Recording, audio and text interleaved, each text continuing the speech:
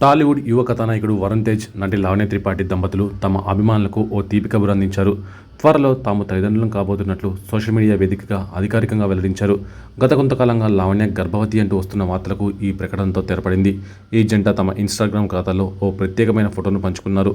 ఆ ఫోటోలో చిన్నారి షూస్తో పాటు వరుణ్, లావణ్య ఒకరి చేతిని ఒకరు పట్టుకొని కనిపించారు.